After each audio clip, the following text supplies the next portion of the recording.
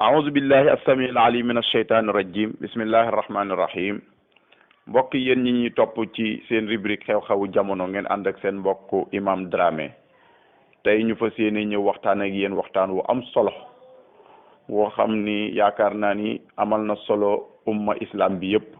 waaye rawatina ñoñ diine parce que bu ñu toogee rek dégg ab journaliste bu ñuy wax Madiambal Diagne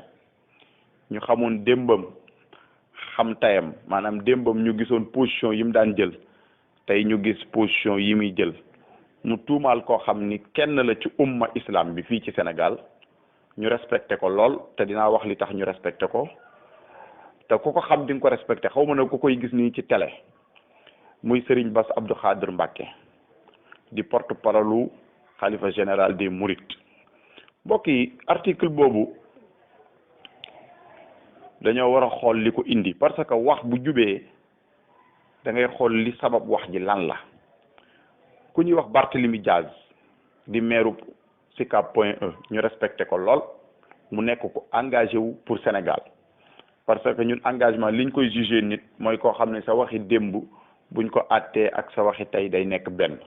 te Barthélemy Diaz bokk na ci politiciens yi nga xam ni jëfi démbam ak jëfi tayam wuuteegul wax moo di ëllëg nag mais ba fii may wax yow wuuteegul loolu Sénégalais yi mën nañ koo àttee Barthélemy moom moo xëy def dénoncé ni ñu ngi jaay suufu Sénégal ñu ngi jël littoral bi di ko jox ay étranger ba tudd ci ay congolais tudd ci ay kilifa yu bokk ci régime bi waaw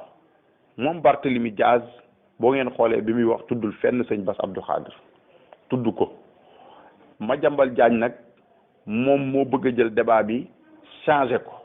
parce que comme xam nañ ni attaqué nañ leen ci littoral bi te Sénégalais yi ci boppam d'accorduñu ci ñuy caxatee seen suuf Madiambal Diagne comme day politique mu ni xaaral ma changé débat bi centré ko ci sëñ Bass Abdou Khadre Madiambal Diagne génnewul benn këyit buy wane ni jox nañ suuf Serigne Bass Abdou Khadre kon loolu kuy ab jullit nañ ci tey Madiambal Diagne miy waxi démbam ak waxi tayam dafa wuute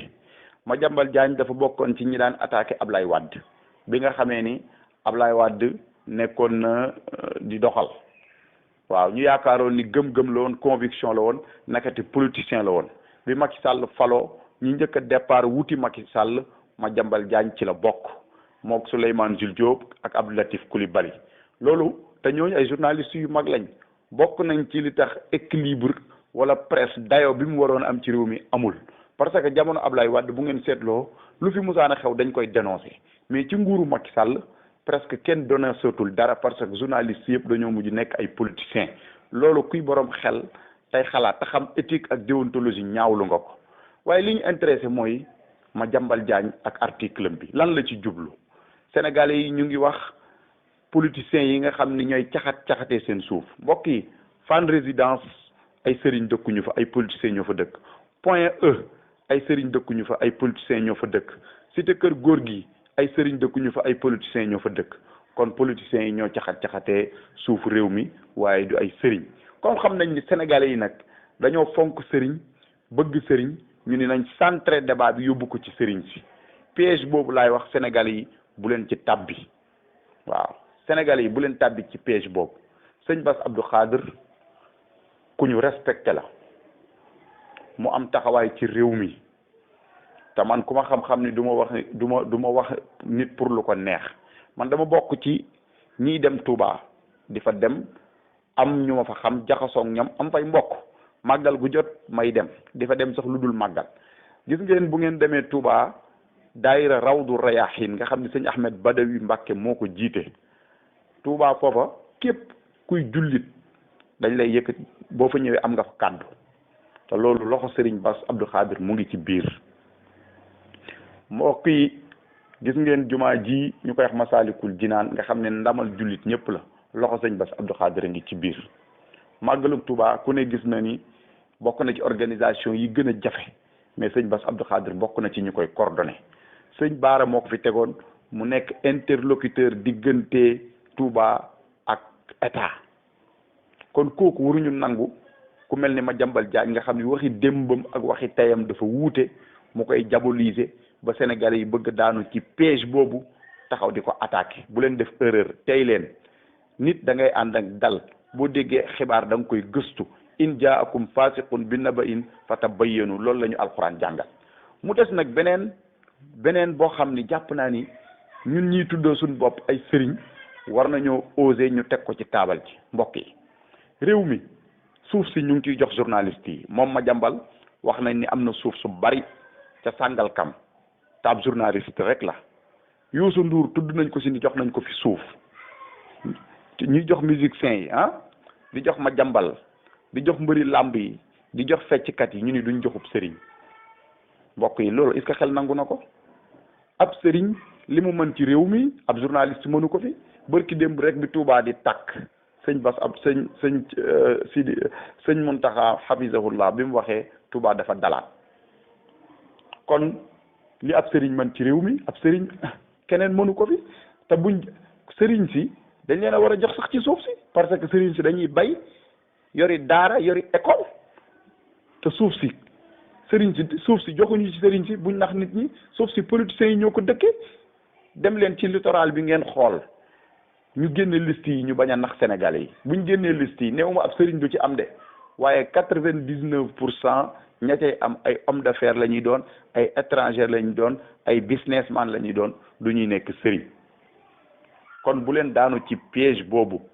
tey te yéen encore une fois joxu leen woon seen suuf sëñ Bass Abdou Khadre seen suuf Macky Sall ngeen ko joxoon kon Macky Sall ngeen ko war a laaj